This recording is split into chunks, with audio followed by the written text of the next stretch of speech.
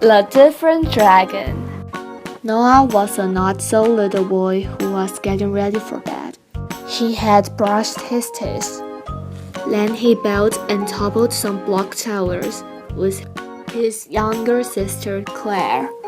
On her bedroom floor, chased the cat Zoe out of the whole closet, lined up all his toy trucks by the stairs, wrestled with his mama and Claire in his parents' room, and they finally crashed the neat row of trucks into a big messy pile. It was a loud crash. "I think you are ready for bed," said Goma. "I think you are right," said Noah. And when he was snuggled into his cozy big boy bed in his own room, he said to Goma, "Let's tell the story." "Okay," said Goma. "Put your bit in it." "Me," said Noah. "Will anybody else in the family be in it?" Goma asked. Noah was a boy who has two mothers, a younger sister, two cats in his family. "Nope, just me," Noah said. "All right," said Goma. "And where should you be?" Thought Noah. "How about on a boat?" "Okay," said Goma. Once upon a time, there was a boy named Noah who went sailing on the ocean in his blue-orange boat. "For a moon?" asked Noah. "Yes," said Goma. He sailed alone under a moonlight sky that was full of stars. Even though the boy was good at counting, there were so many stars in the night sky that he could never possibly count them all. Noah and Diva had discovered that magical things happened to them when they sailed the high seas under the moonlight sky. And tonight felt especially magical. As they stood on the deck of the boat looking out into the night, Noah tasted the air with his tongue. "Peanuts," said Noah. "Peanuts," Goma agreed and went on. Peanuts and lemons and a magical taste in the air made Noah hungry for a snack. He said to Diva, "Let's sail to the Dragon Cove and get some chocolate yogurt for me and some goldfish for you." Diva thought this was an excellent idea, so Noah turned the boat into the direction of Dragon Cove. "Goma, is there going to be a mean dragon?" Noah interrupted. "A mean dragon? With fire in his nostrils, and a long spattered red tongue, and lots of chomping teeth? That kind?" Noah nodded his head in a serious way. "Very well," said Goma.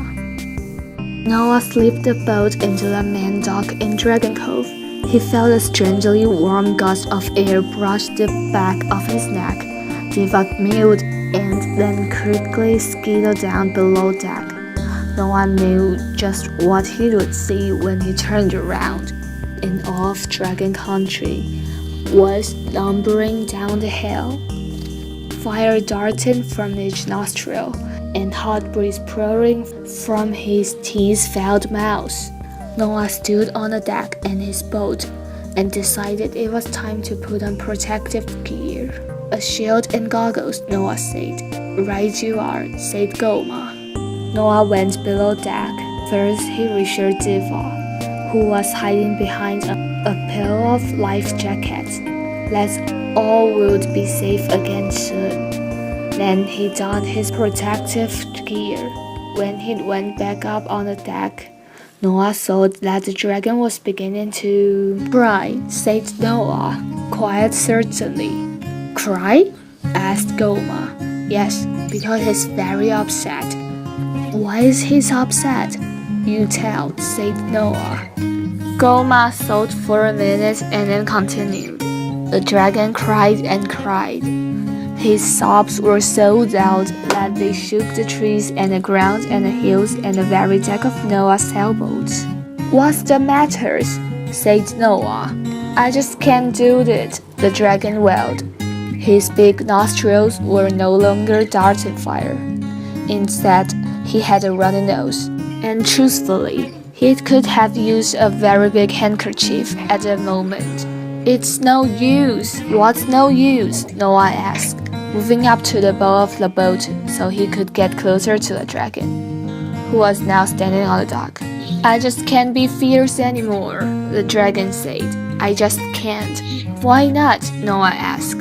It's a lot of pressure to be fierce all the time. And nobody ever wants a dragon to be funny or sad or just regular. There's only one way for a dragon to be, and that's that. The dragon lay down, resting his head on his front legs. Noah put his jaw down on the deck and spoke to the dragon kindly. I am a smart boy and I know something. I know that there's a lot of different ways to be a dragon, and being fierce isn't the only way you have to be. You can be however you want. I want to crush my sailboat and set it on fire and then eat me up. You can. Or we could play badminton and then have some ice cream instead. The dragon listened carefully. Then Noah added, and I have a lot of friends who feel the same as I do. They'd like a dragon who is different. With that, the dragon lifted his big head. He looks extremely relieved, even happy. Can you teach me how to play badminton? He asked. Noah said, sure, let me get the equipment. So the very smart not-so-little boy went below deck and retrieved 2 badminton rackets and a birdie. Under the full moon, he taught the dragon how to play, and they played for a long time, until it was time for breakfast. And what did they have for breakfast? Noah asked with a yawn. The end.